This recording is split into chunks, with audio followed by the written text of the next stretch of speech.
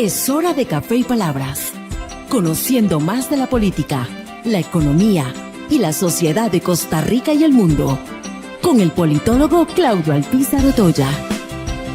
Escuche Café y Palabras de lunes a viernes, porque la política sí importa.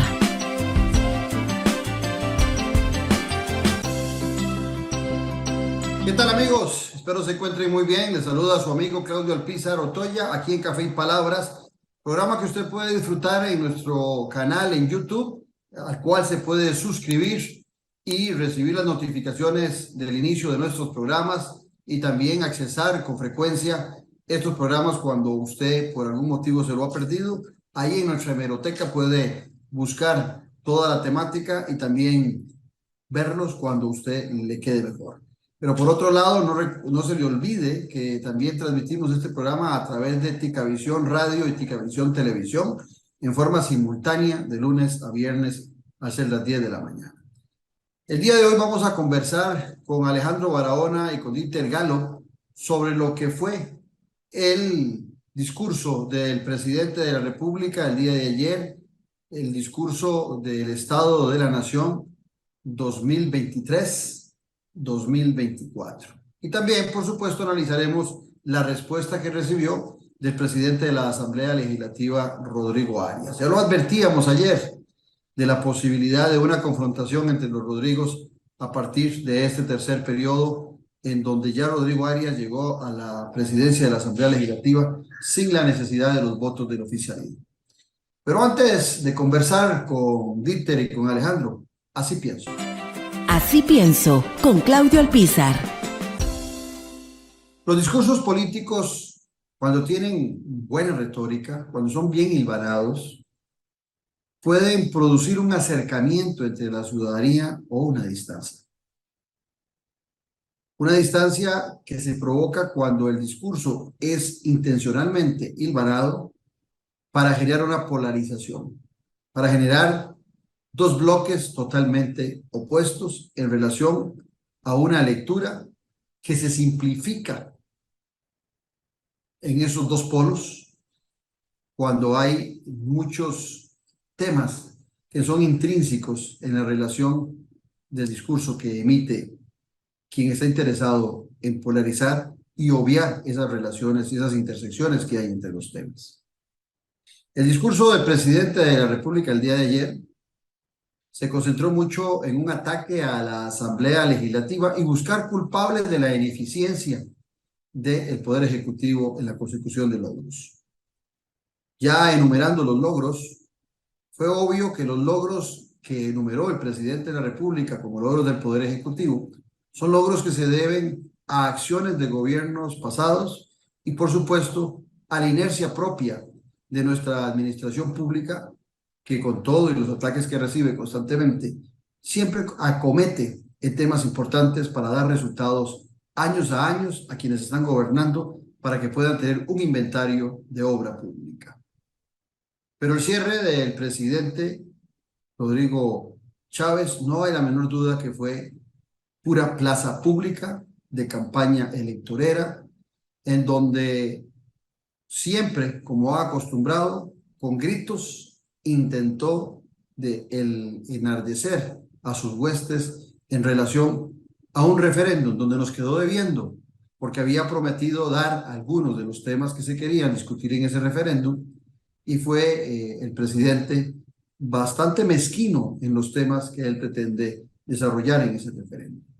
Lo cual, en el caso particular, me lleva a pensar que el discurso del presidente el día de ayer fue mucho ruido y pocas nueces. Estamos en Café y Palabras, porque la política sí importa. En breve volvemos con Café y Palabras, con Claudio Alpizar.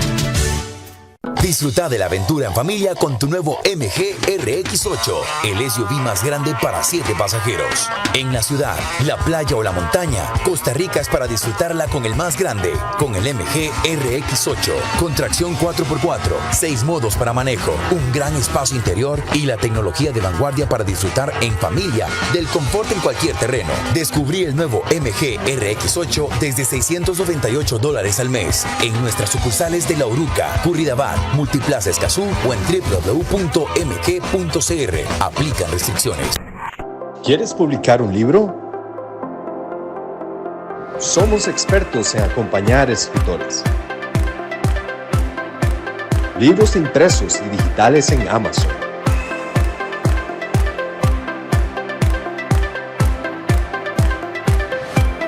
Contáctenos jadecr.com. Editorial Jade. Publicamos para el mundo. Ya a la venta, el nuevo libro del politólogo Claudio Alpizar Otoya. Gobernabilidad y gobernanza, fuentes del desarrollo democrático de la nación. Un libro para comprender la diferencia de dos conceptos claves, que son dos caras de una misma moneda. Gobernabilidad y gobernanza, fuentes del desarrollo democrático de la nación. A la venta en las librerías de la Universidad de Costa Rica y en librerías internacional. También lo puede buscar y adquirir en Amazon. ¿Qué tal, amigos y amigas? Espero se encuentren muy bien. Quiero invitarlos para que nos acompañen todos los domingos a ser las 8 de la noche aquí en Ticavisión en Noches sin Tregua. Estamos en nuestra temporada número 13. 13 años de hablar de política con P mayúscula y de tenerlo a usted informado para que esté al tanto de lo que pasa en Costa Rica y en el mundo. Recuerde, domingos, 8 de la noche, aquí en Ticavisión y también en el canal de YouTube de Noches sin Tregua. Un abrazo.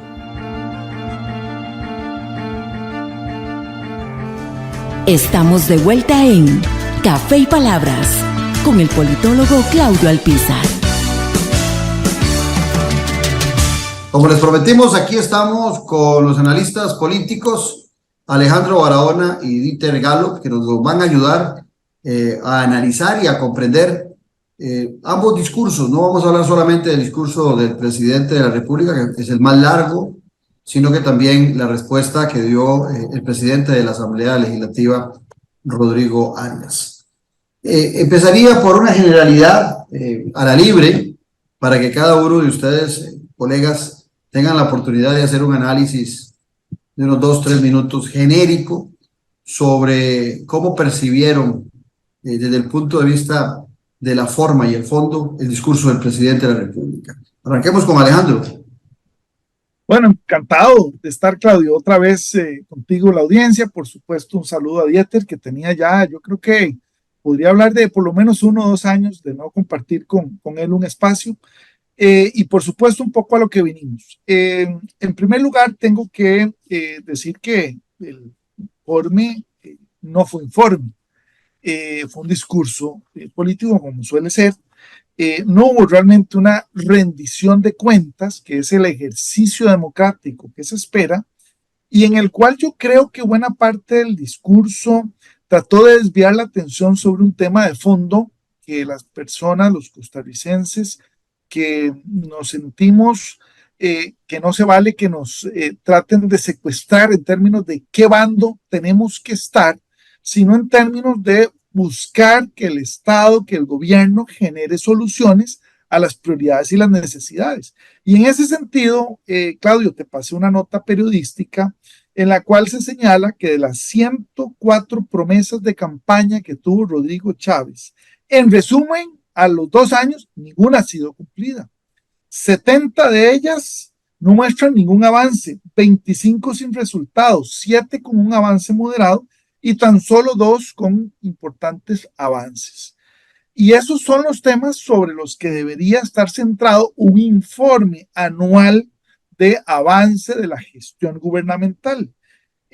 Curiosamente, en esos datos, por ejemplo, llama la atención que dentro de esas promesas del presidente, a las cuales hay que darle seguimiento, porque no se trata que el presidente en campaña diga una cosa, pero cuando está en gobierno haga otra diferente o nos desvíe la atención sobre agendas paralelas. Y aquí, por ejemplo, los sectores más olvidados en materia de promesas casualmente son la corrupción, la seguridad y la reducción de la pobreza. Y los 2 sectores que presentan algún nivel de avance son ambiente y tecnología, en las cuales el presidente casi no se pronunció en sus discursos. Por supuesto, tampoco mencionó el tema de disminución de costo de vida en materia de arroz, alquileres, electricidad y los productos farmacéuticos que ustedes recordarán en campaña fueron temas mencionados. A mí me parece que el discurso, ya entrando en discurso, no informe de labores, el informe de labores, alguien podría decir, es el documento de 124 páginas que envió, pero me voy a centrar en el discurso también por razones de tiempo.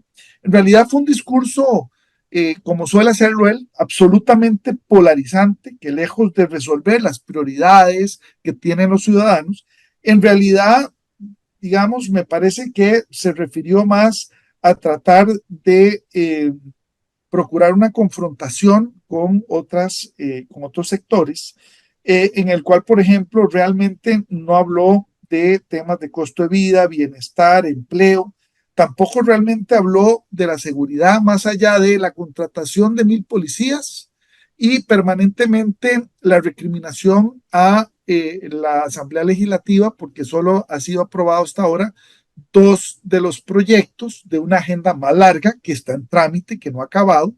Entonces, yo creo que en esa lógica vuelve un poco a caer en esa tónica de estar recriminando, señalando a los demás, pero no aceptando responsabilidad, y en las responsabilidades que él se suma son elementos que responden a política de Estado, por ejemplo, infraestructura que se viene trabajando desde gobiernos anteriores, o en materia de inversión extranjera, que todos sabemos es un esfuerzo de décadas, no solo de gobierno, sino del país en general.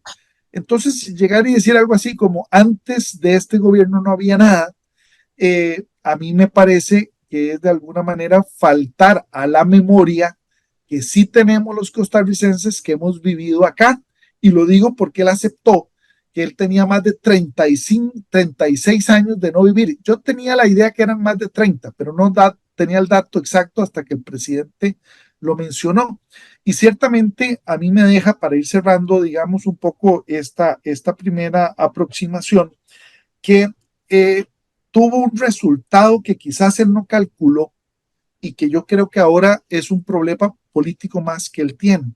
Y es que probablemente unió a los diputados de oposición en la Asamblea Legislativa. Si hasta ayer estaban divididos por la elección del directorio y estaban tratando de buscar un poco volverse a acomodar, yo creo que el presidente hoy con su discurso facilitó el hecho de que los diputados se hayan unido. Y lo digo no solo en términos de lo que vi durante ambos discursos, sino a partir de las declaraciones que dieron prácticamente todas las fracciones de oposición. Me quedaría aquí para que Dieter también participe. Adelante, Dieter.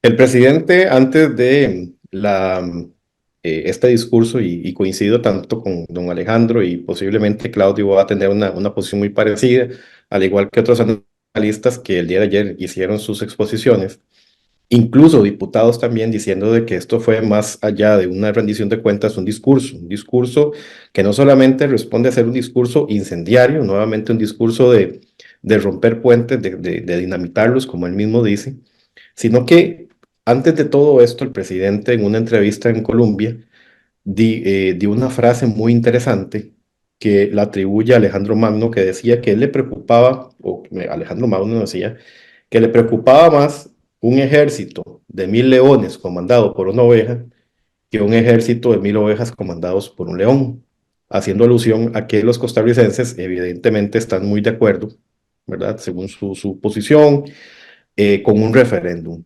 El movimiento del referéndum ha venido manejándose desde hace bastante tiempo. No es una situación que venga de hoy, no es una situación que venga particularmente de hace tal vez unos días atrás, sino que se ha venido cociendo desde hace bastante tiempo.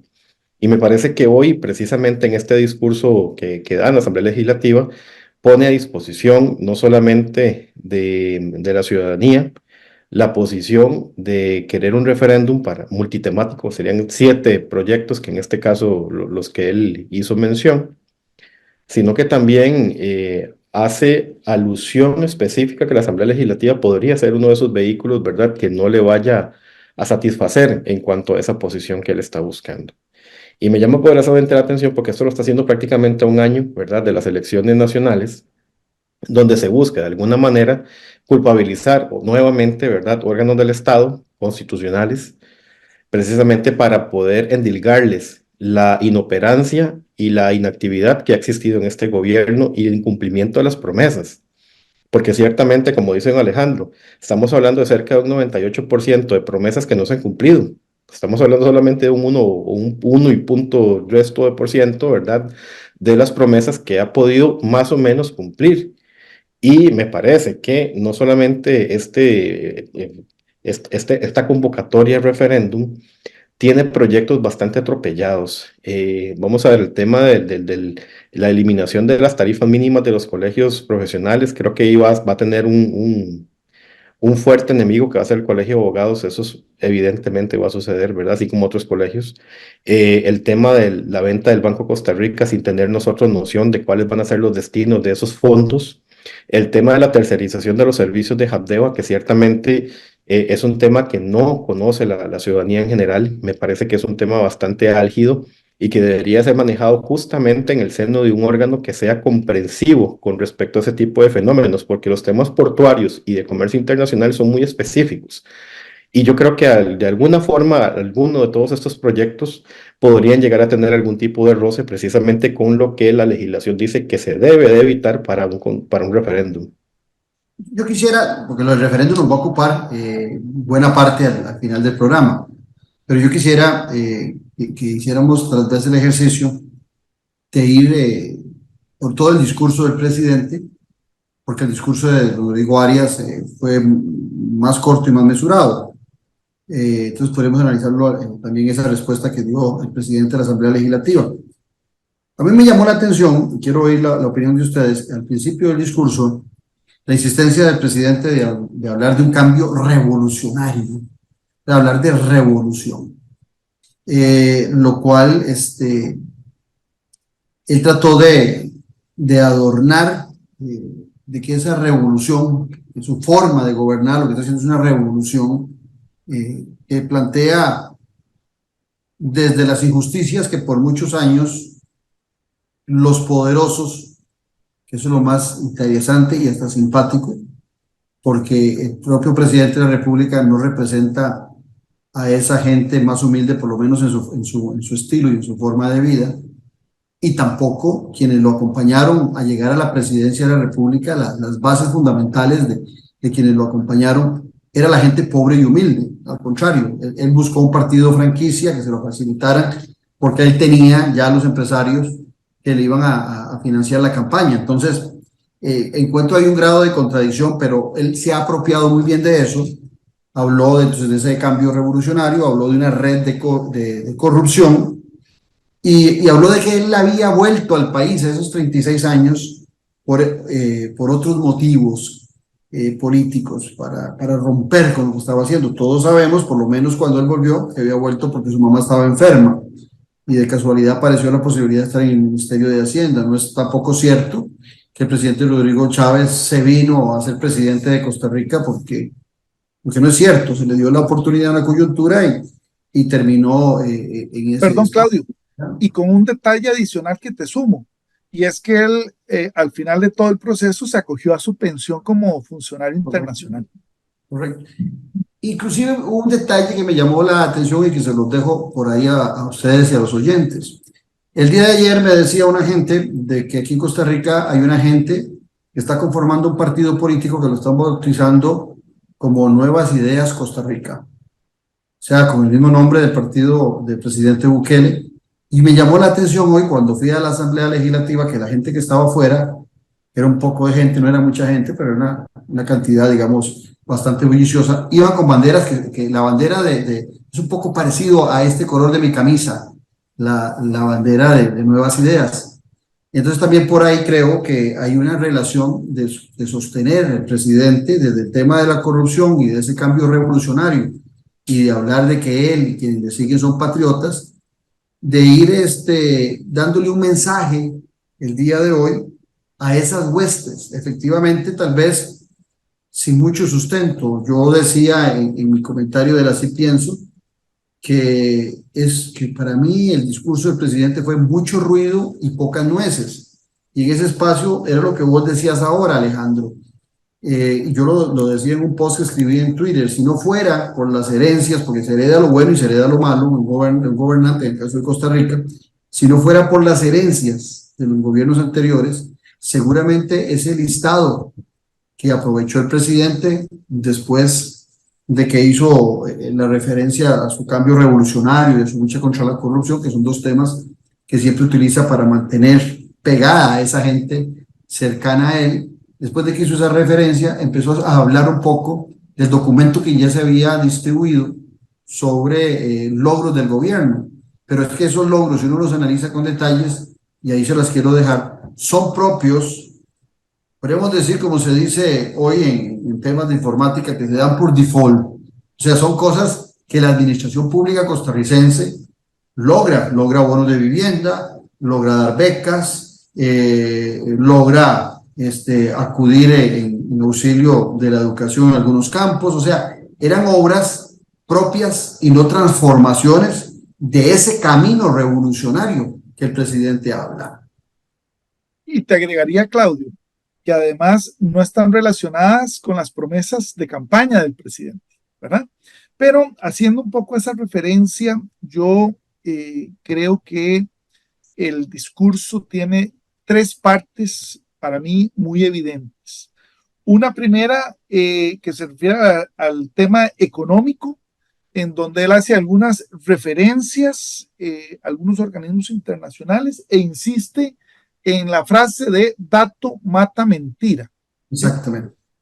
Una segunda parte donde creo que es a la que te estás refiriendo, donde están todos los demás temas, ¿verdad? Pero en el cual ya realmente no da dato comparativo ni señala organismos internacionales para sustentar eso. O sea, da un dato de la cantidad de bonos de vivienda, ¿verdad?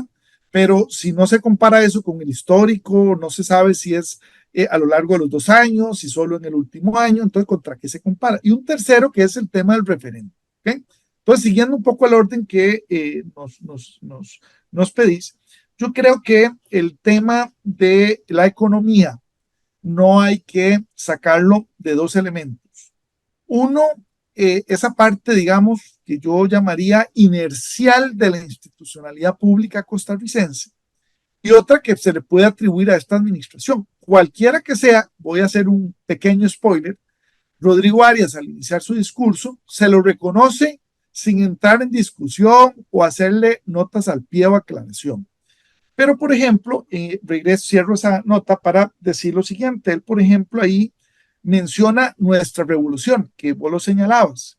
Pero realmente, cuando uno analiza lo que él señaló, en realidad esa revolución se refiere a una estabilización de las finanzas públicas. Pero realmente la pregunta que queda es a qué costo social implica esa estabilización de las finanzas. Y eso me lleva, digamos, a varios elementos importantes, y yo aquí voy a hacer un paréntesis que me parece de fondo sobre todo lo que vimos hoy de ambos discursos. Y yo sé que esto lo podríamos dejar para el cierre, pero me parece importante introducirlo para que durante el desarrollo del programa quienes nos oyen y nos ven puedan hacer la valoración. Y es que una suerte como de secuestrar la opinión pública en torno a qué bando tiene que escoger.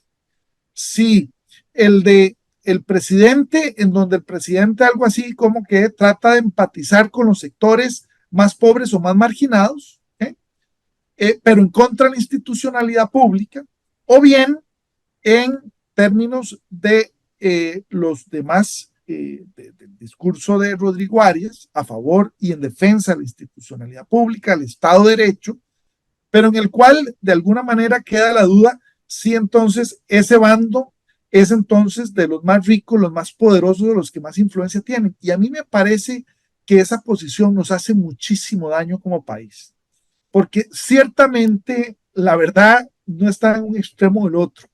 Y como seres humanos, ¿verdad?, que pueden representar una visión, ciertamente me parece que no se vale que el ciudadano tenga que escoger cuando el ciudadano lo que espera de todas las instituciones públicas y de los poderes de la República son soluciones. Y aquí me parece que hay una frase en la parte de conclusiones del informe escrito que el presidente no menciona en su discurso, pero que yo quiero sacar a cotación para cerrar esta cita. Y dice que lejos de elucubraciones filosóficas, hay que procurar abordar necesidades y que la clave está no en un abordaje de carácter asistencialista, sino en facilitar condiciones para que las personas mejoren la calidad de vida, realicen emprendimientos y accedan a oportunidades laborales y de formación. Cierro esa referencia, que es el segundo párrafo de las conclusiones. Y esta frase lo señalo, Claudio, porque me parece que aquí la discusión está en si el presidente con una visión economicista pretende solucionar el resto de necesidades y requerimientos de la población o si efectivamente necesitamos programas sociales. Sí. Es un temazo y me gustaría meter aquí a Dieter, porque a Dieter le gustan también mucho los temas económicos. A mí me parece que las justificaciones que da el presidente, porque empieza primero con la economía y como bien dice Alejandro, repitiendo constantemente que el dato mata mentiras, ¿verdad? Y yéndose como buen tecnócrata, yéndose al dato frío. Pero, Dieter, a mí me parece que los datos que da el presidente de la República son datos macroeconómicos, inclusive habla de las calificadoras de crédito a nivel internacional, la visión que dan, habla de la economía jaguar, que los que sabemos de ese tema sabemos que esa revista donde sale ese reportaje califica a Costa Rica como una economía jaguar, parafraseando un poco los tigres asiáticos.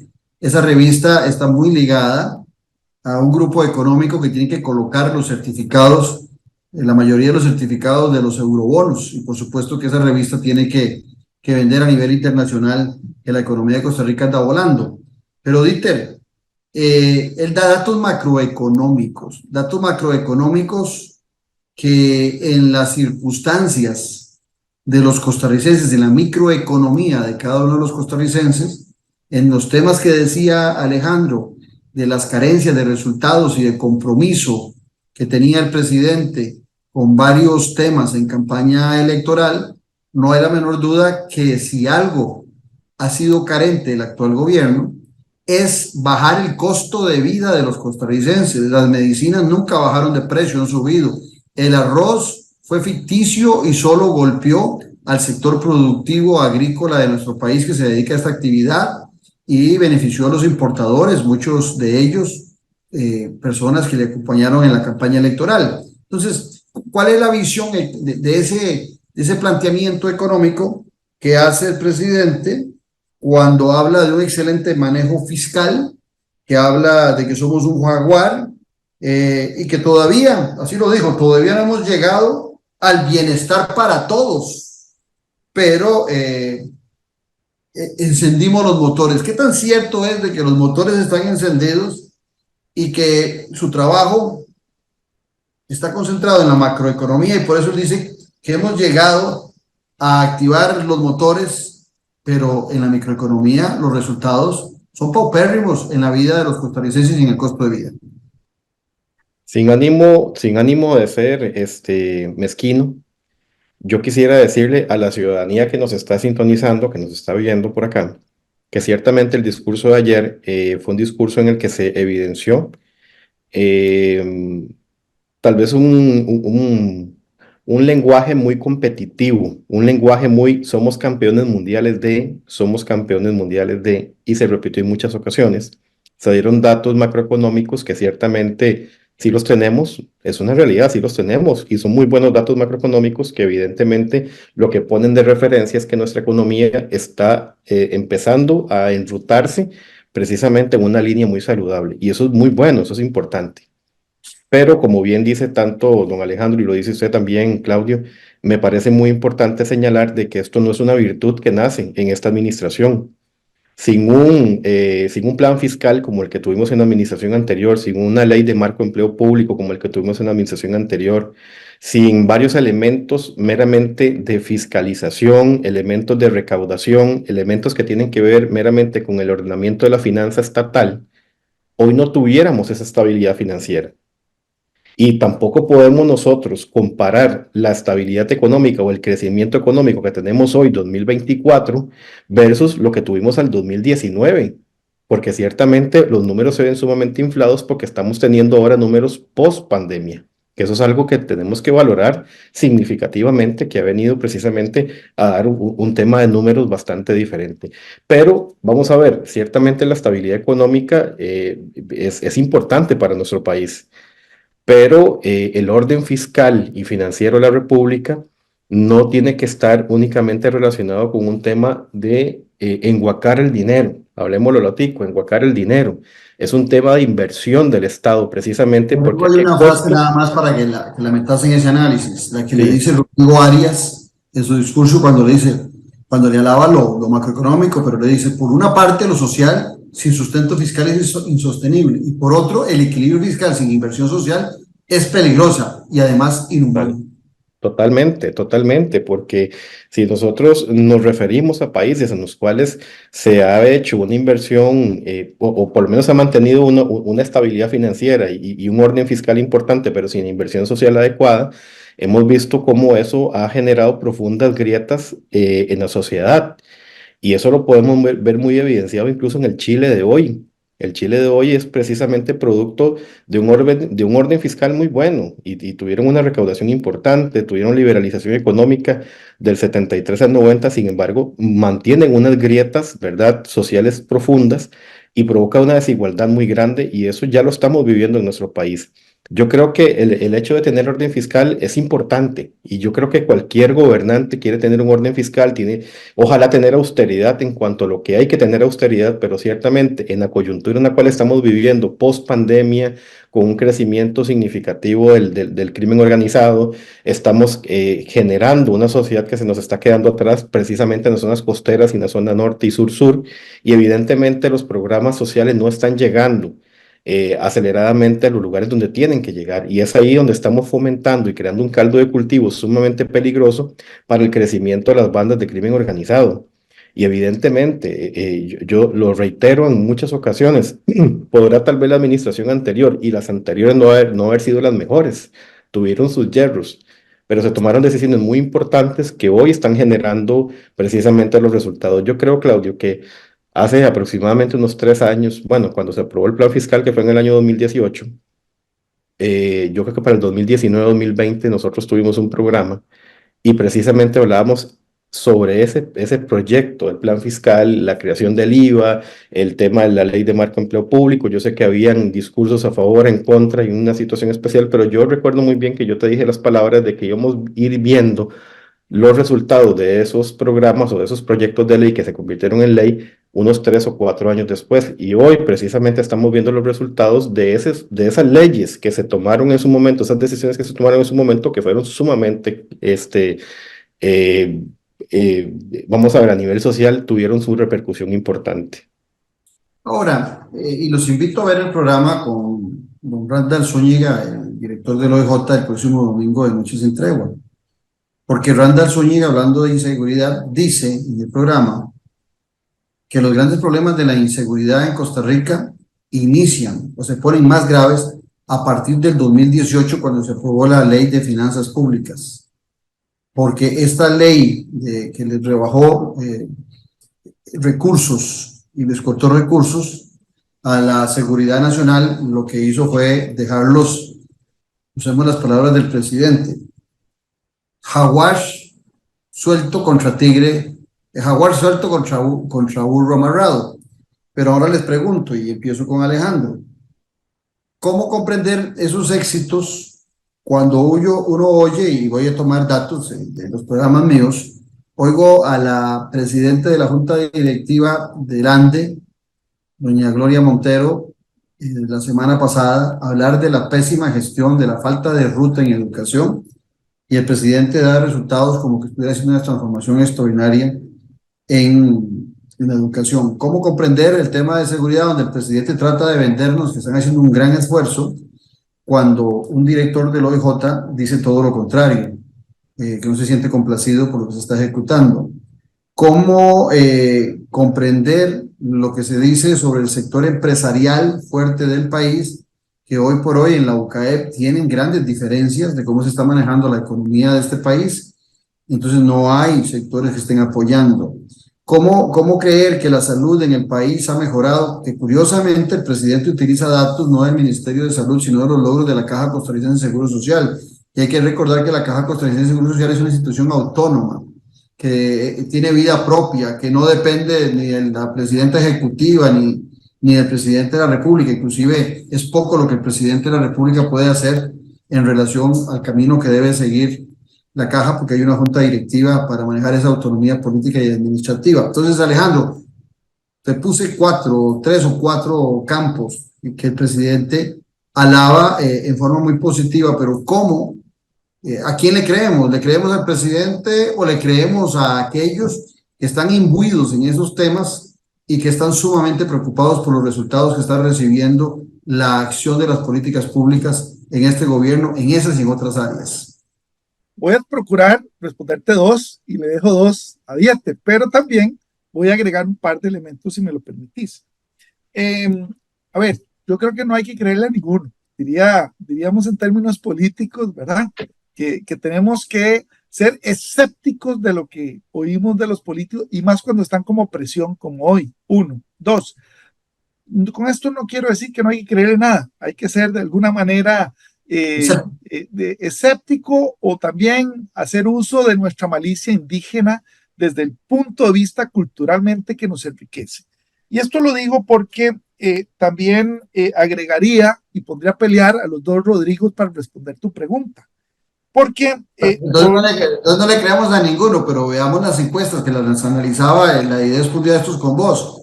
La gente se queja de la calidad de la salud, se queja de la calidad de la educación, se queja de la inseguridad, pero el presidente dice que vamos bien. No, y además la gente le ha perdido la fe según los estudios de opinión. Hablo, por ejemplo, del reciente estudio de IESPO que vos abordaste en uno de estos días a profundidad, en que tiene serias dudas de que el gobierno tenga las capacidades y habilidades para resolver los temas de inseguridad, por ejemplo. Pero para responder y no perderme en tu pregunta, decía él que, decía Arias a Chávez, que dentro de la política económica es evidente que no hay prioridad social. Y esto quiere decir que en política hay que buscar los equilibrios. Ninguna solución es fácil ni es pura. Cuando usted ajusta algo en política, especialmente en materia de política económica, eso tiene impactos. Entonces se le desajusta por otro lado. Entonces el tema de estar buscando los equilibrios y observando es necesario para ir haciendo los ajustes. Pero también voy a señalar algo que decías del entrevistado para este fin de semana. Y es el tema de que también Rodrigo Arias mencionó que la mejor política en materia de seguridad es una buena política social, o mejor dicho, la mejor política para una política delincuencial es tener una buena política social. Y este elemento a mí me parece también que tiene algo de fondo en términos de poder responder también parte de la pregunta que estabas señalando. Hay un dato también que a mí me pareció que fue en el que Rodrigo Arias, y yo sé que me estoy adelantando un poquito a ese discurso, pero quiero irlos relacionando. No importa que lo adelantemos, lo que quiero dejar para el final es el tema del referéndum. Exacto. Cuando Rodrigo Arias le responde a Chávez que dato mata mentira, cuando también dice que utilizando los mismos datos de OECD que Chávez venía mencionando, somos el país con el mayor porcentaje dentro de los países miembros de la OECD de personas en condición de pobreza y con la mayor desigualdad. Entonces, en el fondo lo que quiero decir con esto es que hablar solo de una economía que decía el presidente, él resumió diciendo que el país está volando. Se refirió a la economía como un jaguar. Y ahí, somos campeones de todo. Y ahí mencionó que tenemos superávit, que la inflación está por debajo de cero, que aumentaron las reservas del Banco Central, que hay un crecimiento económico, aunque ahí creo que el presidente le faltó decir que las últimas actualizaciones de los organismos financieros internacionales, ese cálculo baja y baja alrededor del 3.8% para este año, rescato que la inversión extranjera, los logros fueron por arriba del 100% de lo que se tenía planeado, y vuelve cerrando diciendo él que redujo el presupuesto del Estado en decenas de millones de colones, y entonces todo eso lo plantea para decir, está volando. Entonces la pregunta es, si la economía está tan bien, ¿por qué en materia de educación, de vivienda, de seguridad ciudadana, de la red de cuidado, de infraestructura, estamos tan mal, con porcentajes de inversión que no es que sean más bajos que el gobierno anterior o que el año anterior, no, en las últimas décadas? Entonces la pregunta, y por supuesto uno diría, si al familiar o al vecino le va tan bien, porque es que no le alcanza para cubrir las necesidades básicas como educación, salud, vivienda, etcétera. Hay algo que no cuadra. Hay una frase de John Maynard Keynes, cuando le hablaban de ese famoso economista, que cuando le hablaban de largo plazo, él siempre decía, a lo mejor a largo plazo todos estamos muertos. Y la voy a aplicar en esto para oír la posición también de Dieter, en esto que estás diciendo vos. Nada más, déjame cerrarte algo para hacerle también el pase a Dieter, que es este. Efectivamente, si un país avanza en lo económico, pero descuida lo social, que era un tema que Dieter había sacado a la mesa, los riesgos que tenemos de retrocesos como país, de las ventajas comparativas que tenemos como país, son no potenciales, son perfectamente factibles y realistas. Y ahí es donde la gran pregunta que tenemos que hacer es, ¿estamos avanzando o no? Ahí se las dejo. Bueno, es que ahí eso es lo que iba cuando hacía referencia a Keynes y su frase de que a lo mejor en el largo plazo, que a muchos economistas les gusta hablar de largo plazo, todos estemos muertos y las decisiones hay que tomarlas muchas veces en el momento. Pero viendo esos datos que el presidente, como bien lo decía Dieter, el presidente nos pone como campeones del mundo en esto, que estamos en la Liga Premier tal, en esto, en la Liga Premier en la otra, usando mucho el ejemplo de la mejor liga de fútbol que se da allá en Inglaterra. Bueno, dice todos esos datos, pero en el discurso de Rodrigo Arias, Dieter le da un golpe en esa Liga Premier bien bajo, donde le bota todo ese andamiaje cuando le dice lo que exactamente está diciendo Alejandro, de que somos en esa misma organización OCDE el país con el nivel de población en pobreza y desigualdad mayor.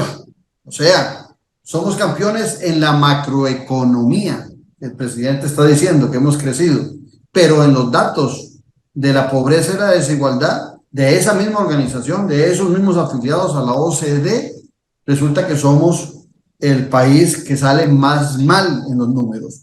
Entonces, por aquí viene. Cuando el presidente dice la frase que yo hace un rato les pronuncié, dice, aún no hemos llegado al bienestar para todos. Es un poco esa filosofía de los economistas que criticaba John Maynard Keynes, el largo plazo, ¿verdad? Pero encendimos los motores. Bueno, ¿cuánta gente tendrá que padecer hambre? ¿Cuánta gente tendrá que pasarla mal? Porque no van a ser los más poderosos, para que esos resultados de esa macroeconomía que plantea el presidente de la República lo saque de la pobreza y de la desigualdad. Y te termino con esto, Dieter, para oír tu posición, porque al final de cuentas, la economía jaguar que está diciendo el presidente de la República no la está percibiendo los ciudadanos de los niveles más pobres y más abandonados. Pero ¿cómo me explican, colegas politólogos, que cuando salen las encuestas, aún con la caída que ha venido sufriendo el presidente, esas poblaciones que están en una situación desfavorable de desigualdad y de pobreza, parece que le han comprado al presidente su cuento de la revolución y la red de corrupción contra la que está luchando y la institucionalidad que no lo deja hacer nada, y esa gente que la está pasando aún mal sigue apoyando al presidente de la República? Dieter. Rodrigo Chávez ha tenido una narrativa que ha sido constante a lo largo de su gestión, y yo diría constante no solamente de la gestión, sino también desde la campaña. Y precisamente ese continuar en campaña, que sigue haciéndolo todavía, le ha generado réditos importantes con las poblaciones más vulnerables de nuestro país, precisamente porque se ha venido apalancando en medios de comunicación que son consumidos preferiblemente, ¿verdad?, por estos segmentos poblacionales y evidentemente les llega mucho más fácil el mensaje que quiere difundir.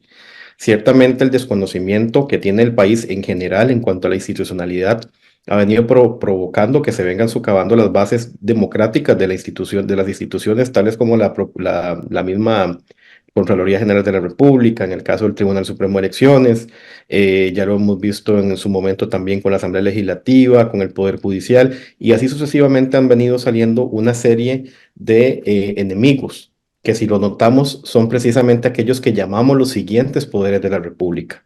¿Por qué? Porque los discursos han venido precisamente en función de atacar al cuerpo directamente a instituciones que tienen un rol constitucional sumamente importante y que vienen siendo de cierta manera, ¿verdad?, esos ejes de control que se requiere para poder tener una buena gobernanza.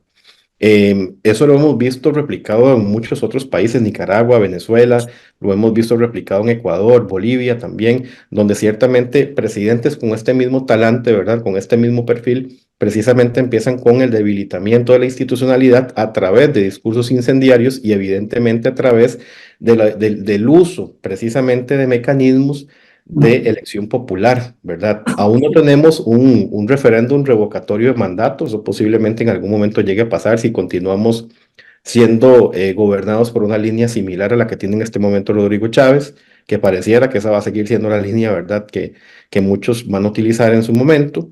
Y ciertamente, Claudio y don Alejandro, yo creo que el discurso, ¿verdad?, que ha venido consumiendo el pueblo del sector más vulnerable del país, ha sido un discurso en el cual se le ha vendido de que esas raíces de corrupción de los partidos añejos están metidos fuertemente en institucionalidad judicial, por ejemplo, en institucionalidad del Tribunal Supremo de Elecciones, en institucionalidad de la Contraloría General de la República y ni qué decir de la Asamblea Legislativa.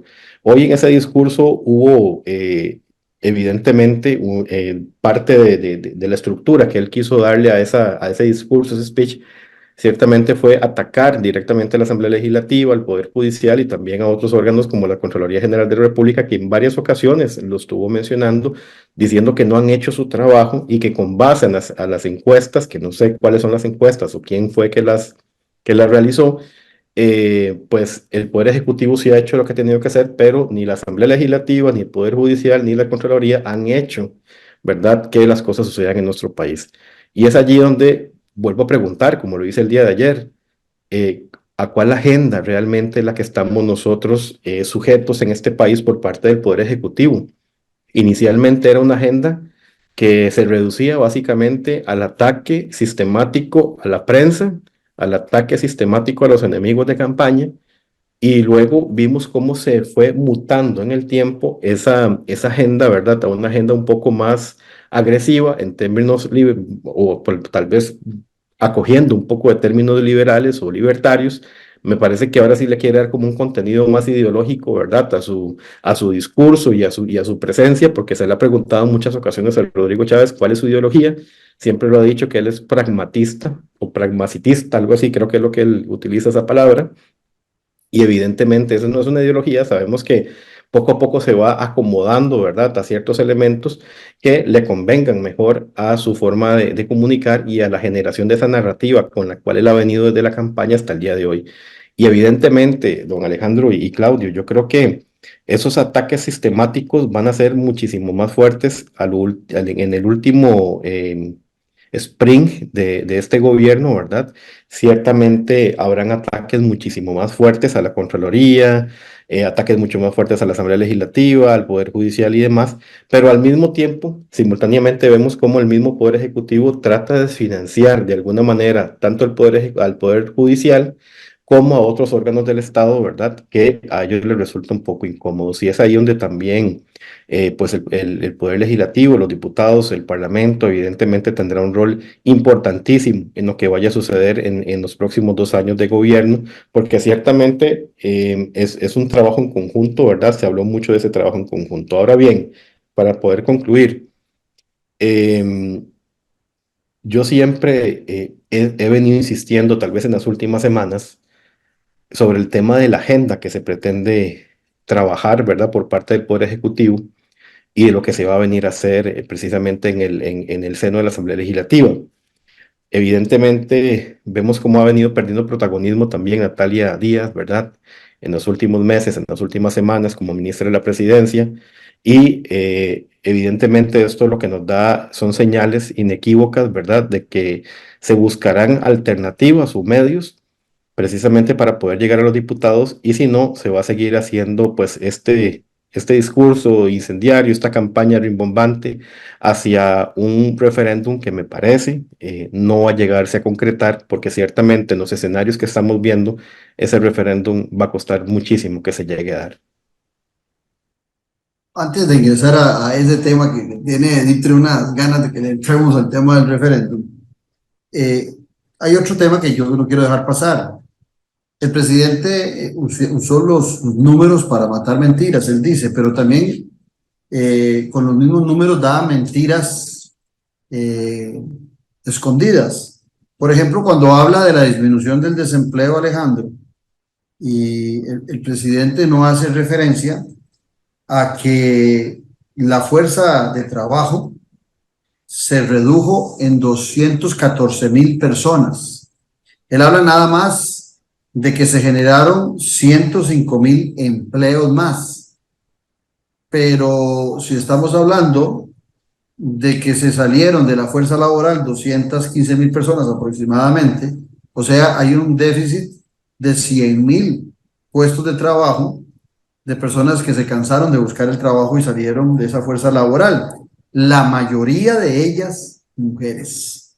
Entonces, también los datos macros pueden ser engañosos en esa percepción de una disminución del desempleo, porque si la fuerza laboral, si calculamos el desempleo sobre una fuerza laboral de 2.300.000, nos va a dar un alto porcentaje en desempleo. Pero si ya la vamos a calcular sobre 2.100.000, por supuesto que los números van a ser sustancialmente diferentes. Entonces también los datos que matan mentiras también son datos que pueden incentivar mentiras desde el punto de vista macroeconómico que algunos compran, y repito lo de antes. Cuando yo veía hoy en el ingreso del presidente de la República un grupo de seguidores del presidente, gente en su mayoría de estrato sencillo, y veía en la tarima al presidente pegando gritos, motivando a la gente que estaba ahí, igual que Pilar Cisneros, igual que la ministra de Planificación, pues me queda claro que el show continúa, la campaña politiquera no ha pasado, y esto lo digo yo y quisiera oír la opinión de ustedes. ¿Cuándo va a empezar a gobernar Rodrigo Chávez? ¿Cuándo Rodrigo Chávez va a ser realmente presidente de la República y no estar en una larga tercera ronda electoral?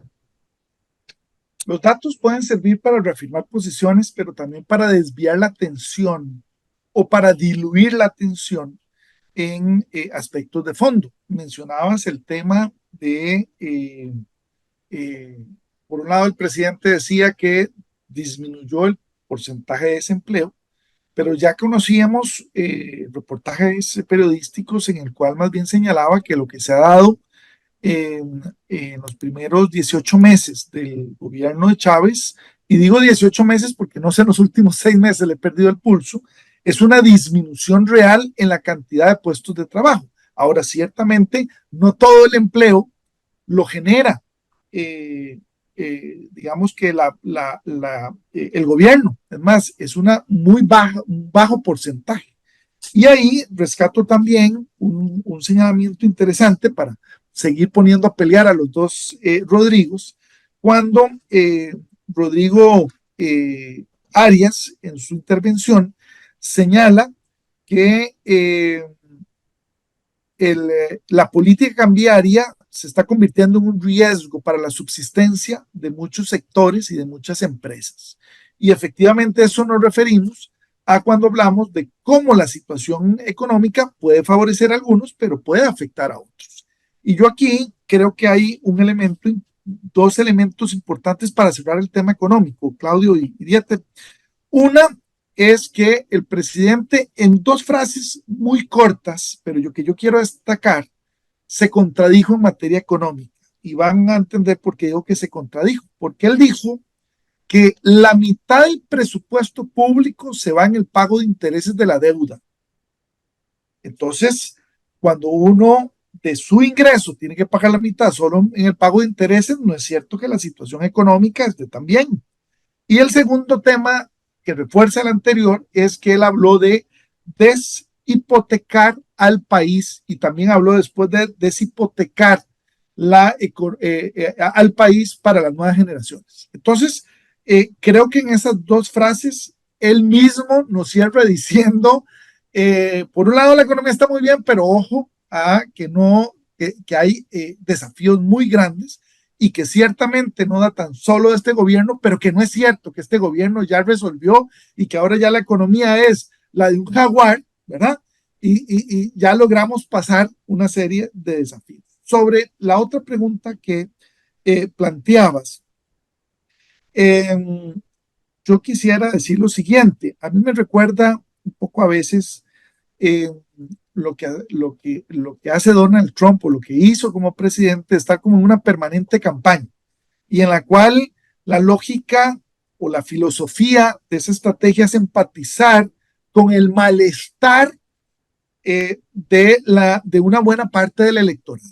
Todos tenemos en alguna u otra medida un malestar, una disconformidad con la situación, pero llama la atención que un gobierno o que un presidente empatice con eso, pero no asuma la responsabilidad sobre precisamente la responsabilidad que tiene en esa situación. Y eso me lleva a mí también a señalar lo siguiente, y es que efectivamente es ya muy evidente, y lo digo de nuevo, con toda la amplitud que nos implica como analistas, el hecho de que todos los demás tengan la culpa, ¿verdad? Lo tiene la Asamblea, lo tiene el Poder Judicial, lo tiene el Tribunal Supremo de Elecciones, lo tiene la Contraloría, lo tiene la prensa independiente. Y a mí me surge una duda, para hacer un poco un spoiler que yo creo que Dieter le va a gustar. Y si se va a un referéndum y la gente no esté de acuerdo, entonces es que también la gente, ¿verdad?, es la responsable por la falta de resultados del gobierno. Entonces, yo creo que aquí un presidente que ocupa la máxima magistratura del país tiene también que gobernar con el ejemplo. Y el ejemplo no es solamente repartir responsabilidades, es asumir las propias. Y si efectivamente en materia económica, pero en materia social, hay tantos desafíos, en lugar de justificarse, creo que hizo bien el presidente del Congreso en llamarle la atención y decirle, haga algo. Y ese haga algo es en términos propositivos. Y efectivamente hay cosas que la Asamblea puede hacer, ¿verdad? Puede aprobar leyes, puede reformarlas, puede hacer control político. Por cierto, al presidente Chávez no le gusta, porque dijo que en lugar de hacer comisiones, se encarguen de aprobarle los proyectos. Pero al que le toca gobernar, el que tiene al final el ejercicio y el poder en términos de que las instituciones logren estar a la altura y respondan a las necesidades ciudadanas, no es la Asamblea, es el propio presidente desde el Ejecutivo. Entonces ahí creo que hay una trampa en la que no debemos caer y no tenemos que excusar al presidente, sino exigirle a él resultados. Y cierro nada más con esto, Claudio, para ir haciendo un poco también la transición. De nuevo, yo creo que hay que procurar que cada santo aguante la vela, ¿verdad? En términos de la responsabilidad. Y yo creo que está bien que seamos críticos con la Asamblea Legislativa. Y no está mal que entre los poderes también haya una autocrítica. Lo que no se vale es evadir la responsabilidad. Y yo creo que Dieter decía algo muy importante. Aquí lo que se trata no es que se pase la bola, ni siquiera que se pase la bola bonita. ¿Okay? Es que jueguen con la bola, es que resuelvan. Y ese tema es el que yo no termino de estar claro cuando están muy constantemente confirmadas las prioridades que tiene la ciudadanía, que hoy día se resumen muy contundentemente en materia de seguridad. Básicamente un 60% de los costarricenses asocia los problemas con temas de seguridad, narcotráfico, corrupción, y el otro, digamos, 40-30% anda por el tema de costo de vida y empleabilidad, ¿no? Y en este contexto también está el tema social, que está en el medio de los dos. Entonces, ahí de nuevo regresa el tema de la necesidad de los equilibrios. Paso la bola para que Dieter siga jugando también.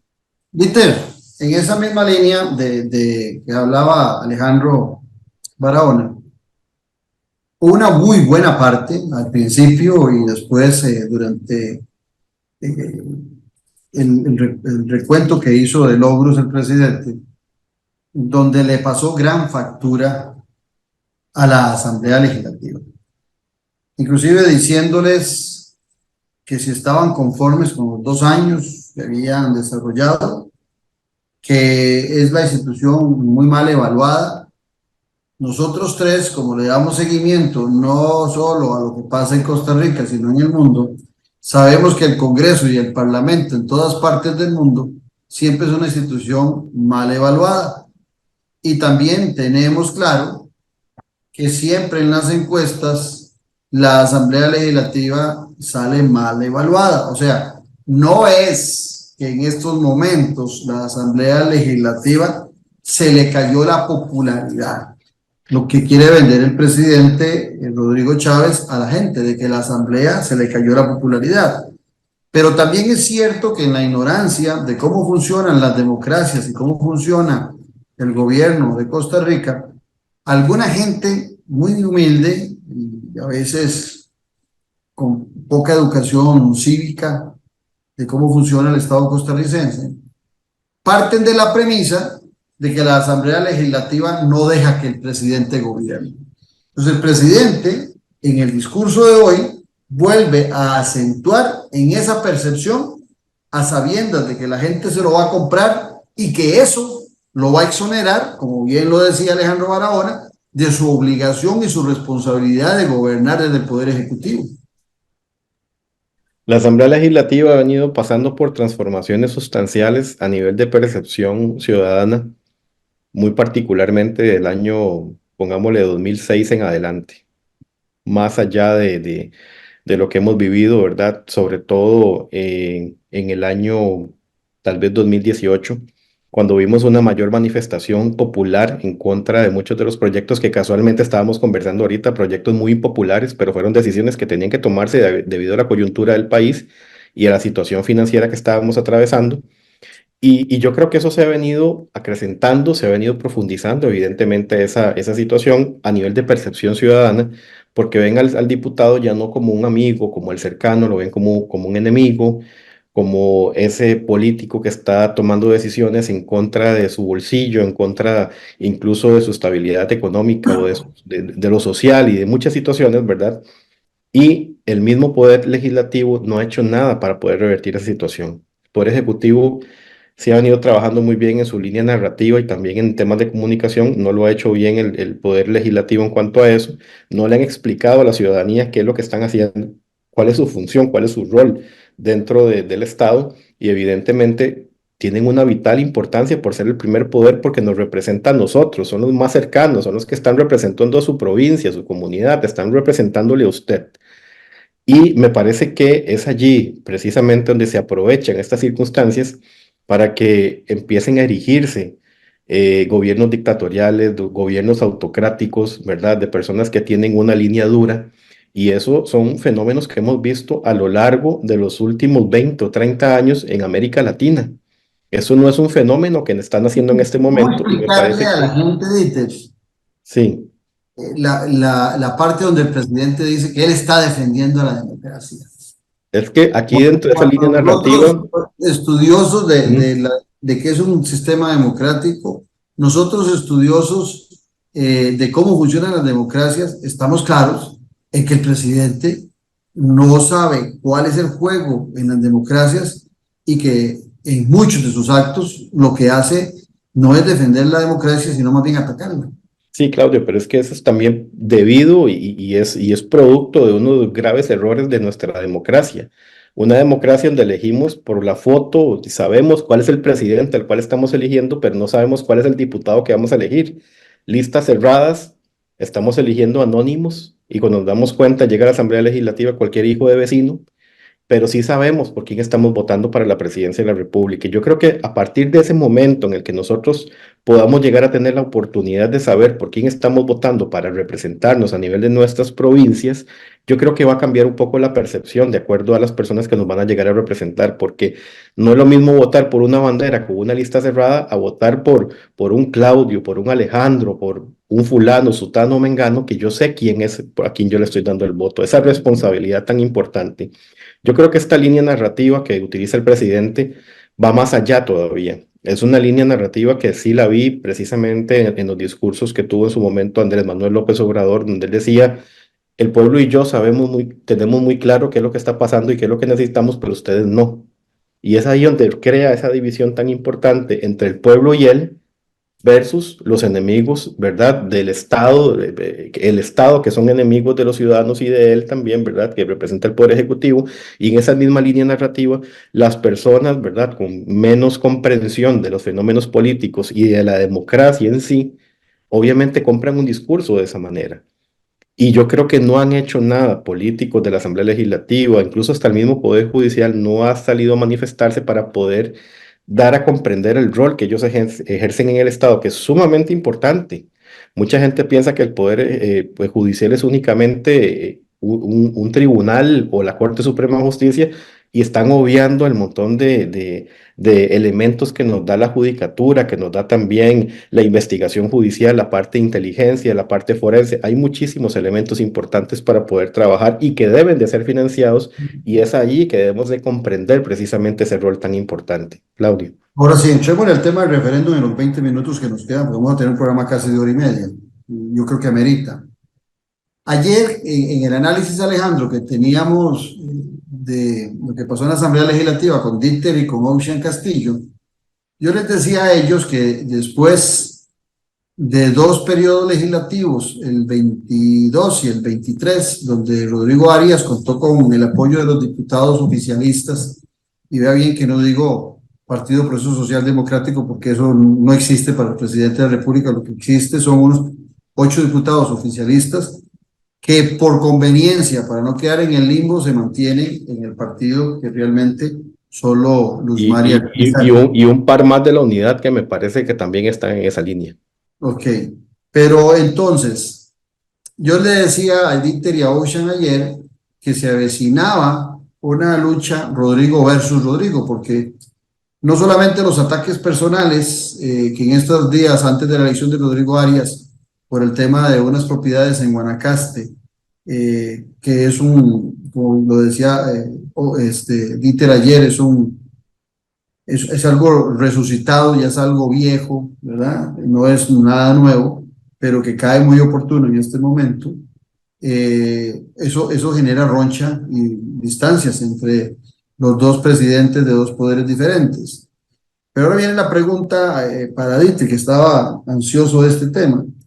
El referéndum, al final de cuentas, yo lo veo, y el presidente Chávez lo planteó hoy, de que me ayudan o voy a un referéndum, en palabras sencillas, dijo él.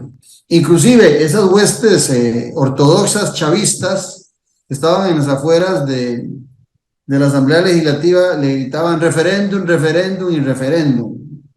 Bueno, el referéndum que plantea el presidente de la República, y ustedes como estudiosos lo saben, si son 12 temas o 15 temas, parecido al de Ecuador. Noboa lo presentó en sus primeros meses de gobierno. Rodrigo Chávez está amenazando con que viene el lobo y ahí viene el lobo con el referéndum.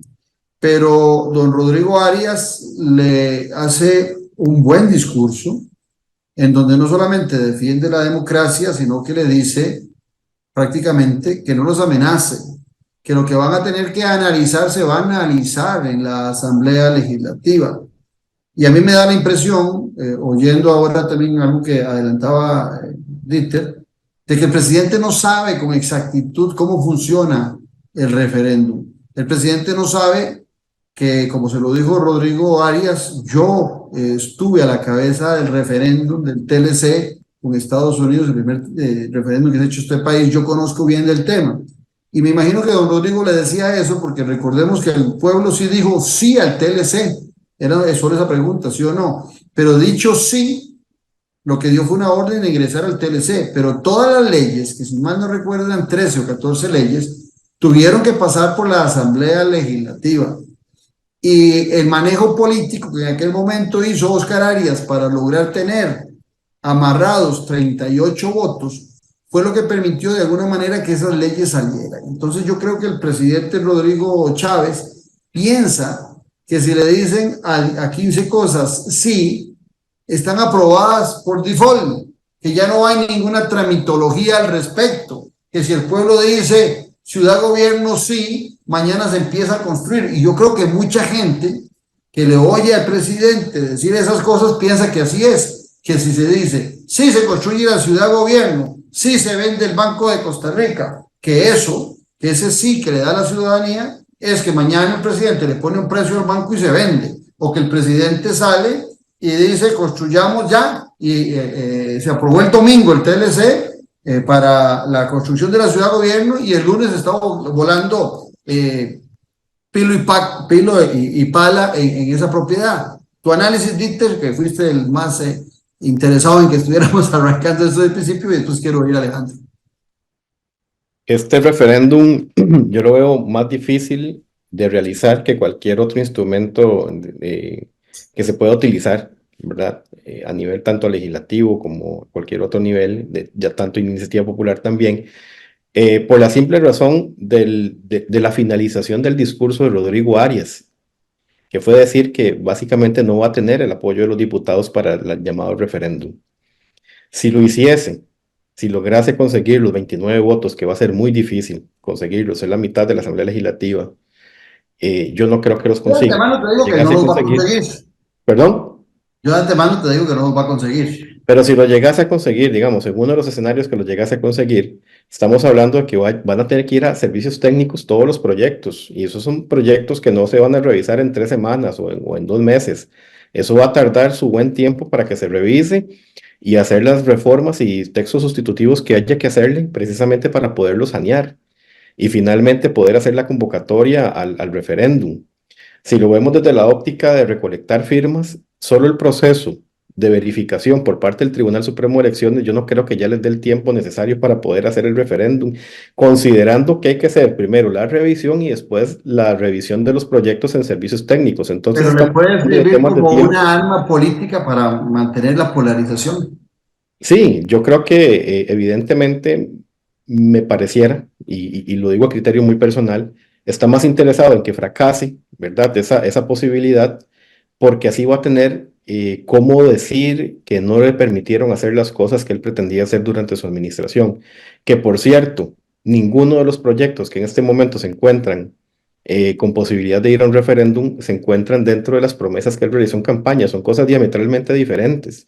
Y como yo le decía en el programa de ayer a Claudio y a Ocean, ¿cuál es la agenda que estamos realmente, ante cuál agenda estamos realmente? ¿Ante la agenda de las promesas de campaña de Rodrigo Chávez o ante la agenda que propuso Otto Guevara? Porque me parece que es la agenda de Otto Guevara. Y ciertamente no estamos viendo las promesas de campaña que él realizó en su momento. Ciertamente no son proyectos que responden a la realidad país, y me parece que debería de buscarse alternativas, mecanismos que se puedan llegar a consensos en la Asamblea Legislativa de una manera más rápida, y sobre todo ahora que se van a instaurar las plenas, que va a ser todavía más eficiente el actual legislativo, antes de ir a buscar una confrontación social, porque básicamente el hecho de ir a buscar las firmas, el hecho de ir a hacer todos estos movimientos implica también una confrontación social que a la larga puede convertirse, ni Dios quiera, ¿verdad?, en una revolución ya diferente. Entonces yo quisiera hacer hincapié en esto. Y esos ortodoxos chavistas, el mismo presidente y la misma Pilar Cisneros, que tengan claro que un referéndum con las firmas de los ciudadanos, cualquier referéndum, pero especialmente este, involucra totalmente al Tribunal Supremo de Elecciones, que ellos acostumbran mucho a menospreciarlo, a golpearlo y a desacreditarlo. Entonces también que tengan claro que en manos del tribunal estaría. Ahora, Alejandro, mecanismo caprichoso y vengativo, le dice Rodrigo Arias al presidente de la República, que quiere usar el referéndum como venganza y como un mecanismo caprichoso. Tu análisis al respecto. Bueno, espero que Dieter me haya dejado algo del postre, porque estaba con ganas desde el principio de entrarle, digamos, al tema del referéndum, que a mí me parece es lo más positivo de hoy. Y yo les voy, y suena un poco contradictorio con lo que ustedes estaban hablando, pero voy a decir por qué creo que es positivo. Porque, Claudio, te consta, porque lo hemos hablado en tus programas de radio y de televisión, es necesario desde hace años que Costa Rica pase de una democracia representativa donde solo elegimos a nuestros gobernantes a continuar el proceso de democratización en términos participativos. Y ese es un elemento, digamos, que a mí me parece, no solo de cara a los gobiernos anteriores, o los que vengan, que efectivamente tiene que darse, pero tiene que ser sobre una agenda que realmente interese, movilice y permita a la sociedad tomar decisiones. ¿Por qué? Porque si no logramos un porcentaje de participación, habremos realmente hecho un ejercicio de carácter consultivo, pero no será, digamos, un ejercicio en términos de toma de decisión. Si mal no recuerdo, es un 30% de participación del total del padrón si el referéndum no es de temas constitucionales. Correcto. Si es de temas constitucionales, exige un 40% de participación para que tenga validez. Correcto. Y entonces la idea no es que, como dicen, nos alboroten, vayamos a partir, lo cual de por sí es un elemento valioso, ¿okay? Pero que al final de cuentas, digamos, lo que ahí se decida no haya alcanzado ese porcentaje y por tanto no se llegue a aplicar. Y este elemento a mí me parece que tiene que ser sobre temas que efectivamente garanticen. A mí me preocupa mucho que esta agenda que yo llamo libertaria, ¿okay?, que se me parece un poco a Milei. Ustedes mencionaban a Otto Guevara a nivel local, a mí me parece un poquito también esa aspiración de Milei. No sé si lo viste, Alejandro, y creo que por ahí viene también la idea de Dieter. Antes de que el presidente Chávez hable del referéndum, salió Otto Guevara diciendo las cosas que se deberían haciendo. Y ya tenemos claro que Otto Guevara hace muchos meses está muy cercano al Poder Ejecutivo. Y yo creo que defiende mucho. Y yo creo que le hace spoiler al gobierno, que suelta información antes de que el propio gobierno lo haga, o el gobierno le está imitando a Otto Guevara, ¿verdad? Ustedes dirán cuál será la casualidad. Pero ¿a dónde voy es esto? Es una agenda absolutamente economicista, exceptuando un punto, ¿verdad? Y es una agenda que yo tengo que decirlo con toda transparencia, es una agenda de negocios. Vender el BCR, a mí que me digan eso, ¿en qué nos favorece si ya los datos dicen que lo que generaría el BCR es ínfimo y que habría que meternos en otro problema, que es todas las contribuciones parafiscales que actualmente otras instituciones reciben de las utilidades del BCR, ¿de dónde van a venir? El tema de ciudad-gobierno, tema también de hacer negocios, el tema de la flexibilización del mercado eléctrico, el tema de las alianzas empresariales de Habteba, la privatización no solo del BCR, dijo el presidente Vixa también en su discurso. El 4.3, yo creo que es una agenda que está clara, que ha movido el sector empresarial y al cual se han opuesto no solo los sindicatos, sino las asociaciones también solidaristas. El único tema que podría tener algún beneficio para los costarricenses y especialmente para los que dice el presidente representar son las tarifas mínimas de los colegios profesionales con enormes consecuencias y riesgos también. ¿Okay? Entonces, yo me quedo pensando y digo yo, pero a ver, ¿cuál es la agenda, digamos, de ese referéndum? O sea, perdón, y le doy la razón a Dieter, se alejan absolutamente de las promesas de campaña del presidente, se alejan de las prioridades ciudadanas. Es más, ahí no hay un solo tema que tenga que ver con seguridad y solo uno que muy indirectamente tendrá que ver con el costo de vida. Entonces, yo creo que aunque el presidente haya dicho que era una agenda tentativa, ese elemento se abstrae. Y la otra es, efectivamente, Claudio, por donde señalaste. A mí me llamó la atención que el presidente, si está tan convencido y tan comprometido con los valores democráticos, ¿ah?, de una vez lo anunciara, sino que al final lo que hizo fue una amenaza al Ejecutivo y Sí, que sí. dependía de la reacción del director en los próximos días, semanas, ni siquiera meses, y que la decisión no estaba tomada, pero dependía de eso. No, es que, a ver, es por un tema democrático y de principio para efectos de consultar y participar a la gente, o es una manera de presionar al Congreso. Y ahí sí a mí no me parece que no solamente haya sido transparente, sino no me parece digno de un presidente que además dice que defiende a la democracia, amenazar a otro poder, porque los poderes de la República, como lo hemos dicho, son equilibrios en el ejercicio de poder.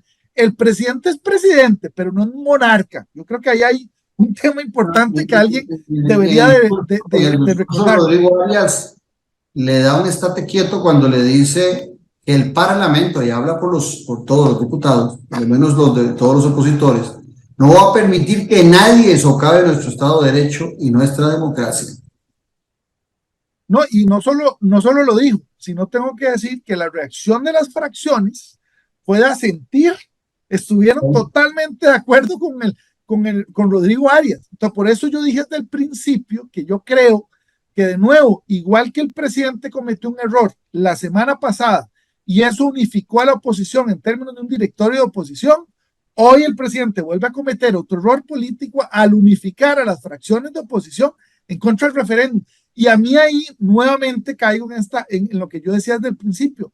No se vale que entonces ahora el tema del referéndum sea secuestrado por uno y atacado por el otro. El referéndum es importante que lo pongamos en práctica, pero no lo manipulemos, porque si no, entonces lesionamos nuestra democracia y las ganas de la ciudadanía de participar en la resolución de problemas de fondo del país. Correcto. Nos quedan 5 minutos, entonces, para que los administren y sepan cada uno 2 minutos y medio aproximadamente. Uno, para los que nos están oyendo y los que nos están viendo, el referéndum de Costa Rica tiene que ejecutarse 6 meses después de una elección o 6 meses después, antes de otra elección. Acabamos de pasar en febrero la elección, eso quiere decir marzo, abril, mayo, junio, julio, hasta julio, que no va a ser posible por el tiempo. Podría julio o agosto, podría haber en este año un referéndum después de esos meses. Pero ya la fecha límite sería agosto del 25, porque 6 meses después están las elecciones nacionales. Los tiempos están limitados, tendría que correr mucho, y si el presidente le va a dar tiempo a que le aprueben en sesiones extraordinarias que empiezan ahora a partir del próximo lunes, las leyes y las cosas que él quiere a golpe de tambor para que no haya referéndum, creo que se van a ir varias semanas y varios meses en eso. Esa es la primera. Y la segunda, si el presidente quería referéndum, debió haberlo planteado cuando tenía una popularidad de 80 o un poquito más del 80%. Hoy la popularidad del presidente, si acaso, llega a un 50%. No sabemos en meses siguientes si va a seguir esa caída. O sea, también el tiempo de oportunidad va en contra de las aspiraciones del presidente, porque, veamos, el presidente está partiendo de una premisa que puede ser errada, de que va a ganar el referéndum. También lo puede perder. Dieter. Bueno, en primer lugar, como le dije anteriormente, está complicado, está en la cola de un venado, hablándolo lotico. Y me parece que esto sería una herramienta, tal vez que si llegase a darse en algún momento, que yo lo veo muy difícil, pero si se llegara a dar, sería poner toda la carne en el asador de parte de él, porque una derrota en un referéndum implicaría también una derrota, ¿verdad?, de su pensamiento, e inclusive podríamos estar viendo la antesala de que el pueblo quiera elegir algo diferente. Yo creo que este referéndum viene a ser una respuesta precisamente, ¿verdad?, a la incapacidad que ha tenido el Poder Ejecutivo de encontrar soluciones y echar a andar algunas de las ideas que han venido teniendo en el camino y no necesariamente responden, como se lo dije anteriormente, a lo que ofreció en campaña. Pero bueno, ciertamente el tiempo nos lo dirá. Un cierre, Alejandro. Bueno, yo sé que los ánimos están caldeados y los egos están hinchados y ese no es un buen momento para tomar decisiones. Yo creo que hay que recordar cuál es la vía costarricense. La vía costarricense no es la del enfrentamiento y los golpes. Por lo menos no hemos logrado evolucionar como sociedad así. Es a partir del diálogo, la negociación y la inclusión. Y creo que hay que establecer responsabilidades del Poder Ejecutivo y también de la Asamblea Legislativa. Y lo tenemos que hacer de manera crítica a los ciudadanos sin estar viendo si la camiseta dice un apellido del otro, si es de un color o del otro. Yo creo que ahí tenemos que ser ciudadanos críticos y muy responsables. Yo creo que el cálculo del presidente es el siguiente, es que si por un lado la Asamblea trata de alguna manera conciliar con acciones y aprueba algunos de estos proyectos, es un triunfo también, digamos, no solo para el presidente, sino la Asamblea. Sí. No se logra hacer el referéndum, él va a decir que efectivamente le bloquearon y va a pedir el apoyo, como ya lo dijo en una entrevista la semana pasada, para quien él crea que mejor puede, digamos, continuar la labor y va a querer influenciar en las próximas elecciones, cosa que sabemos que no está permitido legalmente. Y finalmente, si se realiza el referéndum, tiene el siguiente riesgo.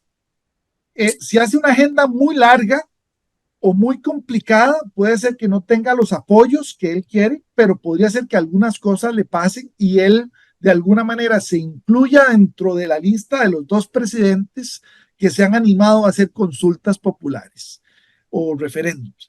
Y creo que desde esa perspectiva el cálculo es que de todas maneras él va a ganar, digamos, en cualquiera de esos escenarios. Lo digo para que bajemos también un poco el ánimo de no decir si estoy a favor o estoy en contra de este o el otro, pero no se trata, claro, los temas y que sean temas que movilicen y lleguen a los porcentajes de apoyo, porque podría ser claro, pero ojo a esto, no se trata que el costarricense diga sí a todo porque el presidente está de acuerdo en esa línea o lo propone. Tendría que cada uno decir, esto me funciona, esto no me funciona, etcétera. Pero donde quiero aterrizar es en lo siguiente, es que en el fondo tenemos que procurar como costarricenses tener una ruta clara más allá de un gobierno o de lo que le queda a un gobierno. Y ese ejercicio todavía no lo estamos poniendo a la mesa. Más allá de lo que pueda lograr este gobierno, sabemos que va a patear muchas bolas para el próximo gobierno y lo que está tratando de hacer es simplemente decir al final de quién es la responsabilidad de lo que no se logró. Pero yo creo que todos sabemos con cierto nivel de criticidad que digamos que es parte del juego político y tengamos cuidado de no caer en la trampa del calor del momento. Bueno, muchas gracias a Alejandro Barahona y muchas gracias a Dieter por este extenso, amplio y sustentoso análisis del discurso y de las acciones políticas que pueden surgir después de los discursos del presidente de la República y del presidente de la Asamblea Legislativa. El próximo lunes nos veríamos aquí en Café y Palabras, no sin antes recordarles su compromiso del domingo a las 8 de la noche a través y del canal de YouTube de Noche Sin Tregua, del programa que tendremos con el director del organismo de investigación judicial, Randall Zúñiga López, hablando de seguridad y de las debilidades y de las fortalezas que tiene la seguridad de nuestro país y de la carencia de recursos que el Ministerio de Hacienda genera para instituciones tan importantes en la seguridad nacional como el OIJ. Hasta tanto, un abrazo, que tengan un lindo fin de semana y no se les olvide que la política sí importa. Esto fue Café y Palabras, porque la política sí importa, con el politólogo Claudio Alpizar Otoya. Escuche Café y Palabras de lunes a viernes, porque la política sí importa.